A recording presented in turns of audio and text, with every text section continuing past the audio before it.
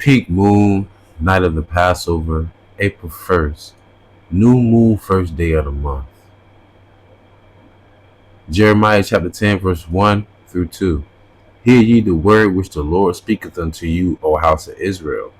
Thus saith the Lord, learn not the way of the heathen, and be not dismayed at the signs of heaven, for the heathen are dismayed at them. Now, with that being said, I want to give all honor, glory, and praises to the Most High Yahawah and His only begotten Son, YAHAWASHI, whom the world ignorantly called Jesus, because the letter J in the English alphabet did not exist 2,000 years ago. Double honors to my elders at Great Millstone, taught me this truth through the Spirit. Single honors to the elect. Peace and bless to the 1/3 and to the confusion of faces in the four corners of the earth. Shalom, shalom. I don't want to make this long, but I must be strong. It's not a coincidence. When you're dealing with the Heavenly Father and signs in the heavens and prophecies, it's not a coincidence. Remember, these scriptures, these words are not of private interpretation. All right, they come from individuals who were moved by the Holy Spirit of the Heavenly Father, who commanded them to jot these things down. So like a moon turning pink in hue, that's something that can be replicated by a man. Understand? And also the new moon, which is when you see the new moon, is matter of fact, let me see if I can show you an example. As you can see, what the new moon is literally almost a room that has no lumen, has no illumination, meaning that it's not lightened at all. Barely you'll see a slither of light. That'd be your new moon, because the moon goes through phases, right? Allow me to look to the left of this image of the moon. You see it says new moon, waning crescent. Then you go to the top of the earth where it says last quarter, waning gibbous, full moon, waxing gibbous, first quarter, waxing crescent, back to new moon. That's a 28.6 day cycle, which makes a month, right? So when does a full moon occur? Whenever you see a full moon, that's when you know you're 14 days into the month, people. Whenever you see a full moon, that's when you know you're 14 days into the month, because the Sabbath, which is a holy day, starts on a new moon. And every 7th day after that, it will be a Sabbath day, a high holy day. Hence, people today will deem Sunday to be a high holy day. But you cannot find the words Monday through Sunday in the Bible, right? So it will go back to sun worship, why people would do that. But then again, you have people that say, Saturday would be the day the Lord rested. Why? Because Saturday will be the 7th day on a calendar week. So with all that confusion, the Bible clearly tells you what commemorates a first day of the month, but also the Sabbath day determines also the severity of if we have high holy days, because our high holy days fall on what? The Sabbath day. Hence April 1st. Let's get back to that image, if I may. So I've done this for you right here, if you can look on the screen. So now we're going to read Acts chapter 2 verse 17. And it shall come to pass in the last days, saith God, I will pour out my spirit upon all flesh, and your sons and your daughters shall prophesy. Meaning that women shall have visions, and your young men shall see visions, and your old men shall dream dreams. And on my servant and on my handmaids I will pour out I will pour out in those days of my spirit, and they shall prophesy. This goes back to Joel chapter 2 verse 27, no doubt. Here's the point. Acts 2:19. And I will shew wonders in heaven above, and signs in the earth beneath, blood and fire and vapor of smoke. The sun shall be turned into darkness, and the blood into moon, before the great and notable day of the Lord come. We've already had blood moons before. We've had many solar eclipses, right? That's what that's talking about. And no man can replicate that. No man can blot out the sun. Understand what I'm saying? No man can turn the moon pink or blood red. You understand? From the different hues from the reflection of light. But anyways, what I'm getting at is these are signs of the times that the Lord is coming back to visit the earth. There's so many things happening. April 1st, that would be the first day of the month. Also, it will also be a high holy Sabbath day. Also, it will also commemorate the first day of the month. For those who don't know, it's just beautiful how all of this is happening right now. So let's get right into it. Sirach, or Ecclesiasticus chapter 43, verse 6 through 9. He made the moon as to serve in her season for a declaration of times and a sign of the world. A sign of the world, people. From the moon is the sign of feasts, a light that decreaseth in her perfection. So that's a cut to Esau, saying that the sun gives the moon its light. If that's the case, then what happens during the new moon? Where is the light? The Lord gives it that light. That's beautiful in a crazy way. Man, the month is called after her name. So where does the word month come from? Moon. Because one whole month is commenced by the cycle of the moon. Remember I said a month is technically like what, 28.6 days exactly. Okay.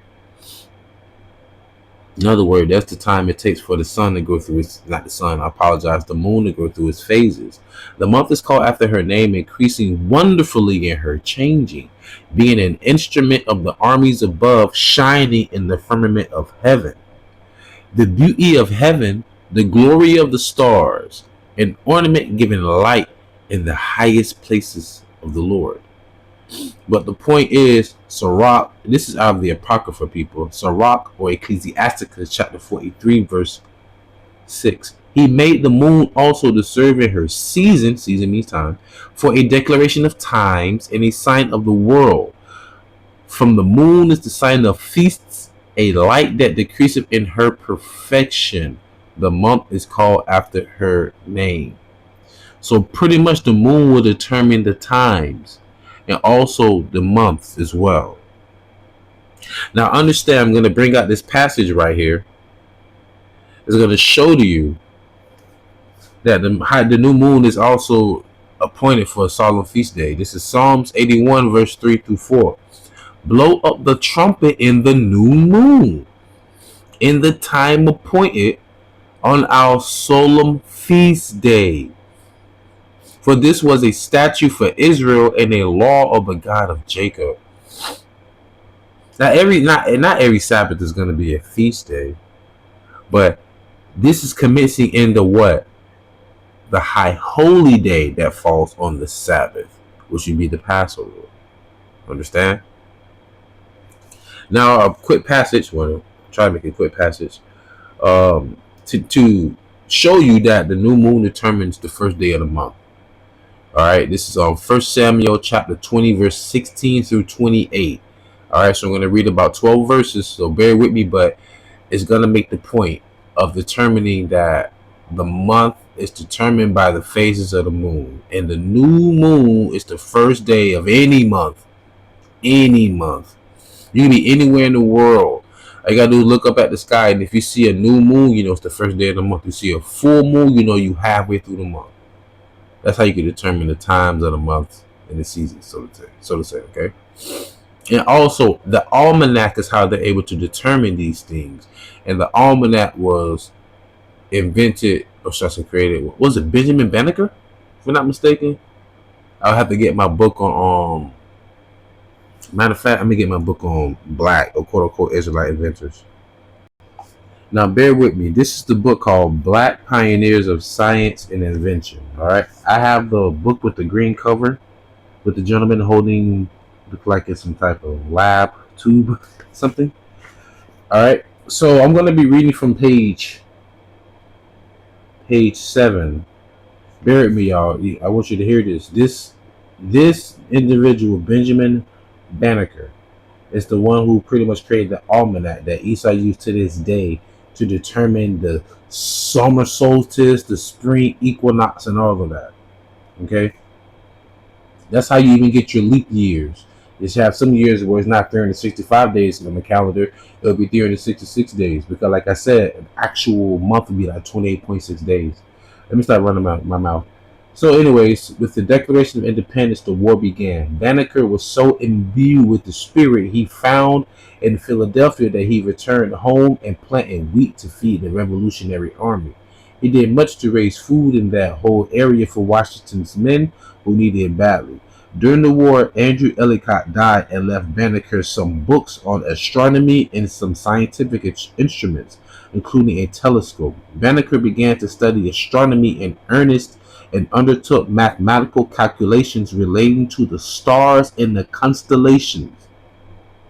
This is an Israelite. Based upon his calculations, he predicted that a solar eclipse would take place on April 14, 1789. This was in contradiction to the prediction of two eminent mathematicians and leading astronomers at that time, Ledbetter and Ferguson. Banneker showed where these men had made errors in their calculations, and the eclipse took place just as he predicted. That's a Jake, y'all. Signs of the times, right? Because of his great interest in astronomy and mathematics, Banneker prepared an almanac in 1792 and another each year thereafter for 10 years. It included the times of eclipse, the hours of sunrise and sunset, even to this day, weather forecasts for the year, that's how Esau is able to predict the weather, a tide table for Chesapeake Bay, festival days, holidays, phases of the moon, and so on. His almanac was widely read in the Middle States in the 1790s and was circulated in Pennsylvania, Delaware, Maryland, and Virginia. It became a household staple in early America along with the Bible. Come on, man. This is us, y'all Israelites. Unlike Benjamin Franklin's almanac, for which much of the work was not done by Franklin, of course. All the calculations in Banneker's almanac were made by Banneker himself. He even included a list of medicines to help ward off diseases. America would not be what it is today without Jake, just like Egypt. So pretty much the almanac was created by an Israelite. Okay. So segue back. Now I'm going to read this passage with King David and Jonathan, the son of King Saul, who's the first king of all of Israel. Then I'm going to close out. So this is 1 Samuel chapter 20, verse 16 through 28. So Jonathan made a covenant with the house of David, saying, "Let the Lord even require it at the hand of David's enemies." And Jonathan caused David to swear again, because he loved him, for he loved him as he loved his own soul. Then Jonathan said to David, "Tomorrow is the new moon." Listen, he said, "Tomorrow is the new moon, and thou shalt be missed, because thy seat will be empty." So if tomorrow's the new moon, that means that today will have to be the last day for that month. I'm going to prove that as well. So tomorrow's the new moon. Jonathan's telling King David that. Okay, remember that, y'all. That was 1 Samuel chapter 20, verse 18. Verse 19. "And when thou hast stayed 3 days, then thou shalt go down quickly and come to the place where thou didst hide thyself when the business was in hand, and shalt remain by the stone Ezel. And I will shoot 3 arrows on the side thereof, as though I shot at a mark. And behold, I will send a lad, saying, Go, find out the arrows. If I expressly say unto the lad, Behold, the arrows are on the side of thee, take them, then come thou. For there is peace to thee, and no hurt, as the Lord liveth." Why is Jonathan doing this? Because this was at the time when Saul was starting to pretty much become envious of David and wanted to kill David. I think I don't know which time it was, before or after. There was a time him and David was at the table eating, and I think he threw like a javelin at David while he was eating, and David jumped out the window. Like, yeah, David been through a lot his whole life. Everybody loves songs. People want the wisdom of the Most High, but they're not willing to go through the gauntlet that you have to go through to be worthy to understand this wisdom. Like I said to somebody at my job the other day, you have to lose something in order to gain something in this world. Even though life was given to you freely, what are you willing to give up for your life that you've already obtained? Anyways, so verse 20. No, verse 20. Verse 22. But if I say thus unto the young man, behold, the arrows are beyond thee, go thy way, for the Lord hath sent thee away. And as touching the matter which thou and I have spoken of, behold, the Lord be between thee and me forever. And so David hid himself in the field. Listen here, y'all. So David hid himself in the field, and when the new moon was come, the king sat him down to eat meat. And the king sat upon his seat, as at other times, even upon his seat by the wall. And Jonathan arose, and Abner sat by Saul's side, and David's place was empty. Nevertheless, Saul spake not anything that day, for he thought, something had befallen him. He is not clean. Surely he is not clean. So in his mind, he thinking like, he ain't here because he maybe he's sick. Maybe he was unclean from dealing with the woman. I don't know. What's wrong with him, right? Here comes the point. So this is 1 Samuel chapter 20, verse 27. And it came to pass on the morrow, which was the second day of the month. Wait a minute. So remember, Jonathan told David, tomorrow's the new moon. You will be missed. Hence, meaning when they eat. Then they came. It was that night. Abner sat next to Saul. Jonathan was there, but David wasn't. He said, maybe he's unclean. Maybe he's unclean. Then the next day, which would be the second day, goes to prove that the new moon will be the first day of the month, people. All right. So let's get back to it. Remember, the moon phases determine the first day of the month. The new moon will be the new first day of the month. All right, y'all. 1 Samuel chapter 20, verse 26. Nevertheless, Saul spake nothing of not anything that day, for he thought something had befallen him. He is not clean. Surely he is not clean. And it came to pass on the morrow, which was the second day of the month, that David's place was empty. And Saul said unto Jonathan his son, wherefore cometh not the son of Jesse to me, neither yesterday nor today? And Jonathan answered Saul, David earnestly asked leave of me to go to Bethlehem. So there you have it, people. Always remember, if you want to prove to someone the first day of the month is determined by the moon, go to 1 Samuel chapter 20, all right, verses 16 through 28. So remember, the high holy days are determined by the new moon, and I'm doing this morning. So when the sun sets tonight, it will be the Passover. It will be also the beginning of the week of the Feast of Unleavened Bread, where you can't have no leaven in the house at all. All right, none whatsoever. So with that being said, I truly pray y'all was edified, fed, stay in the spirit, don't fear it, just endure it. Ask for forgiveness, pray without ceasing, stay humble, remain diligent. Kwame Allah, Mafla Babal, Shalom.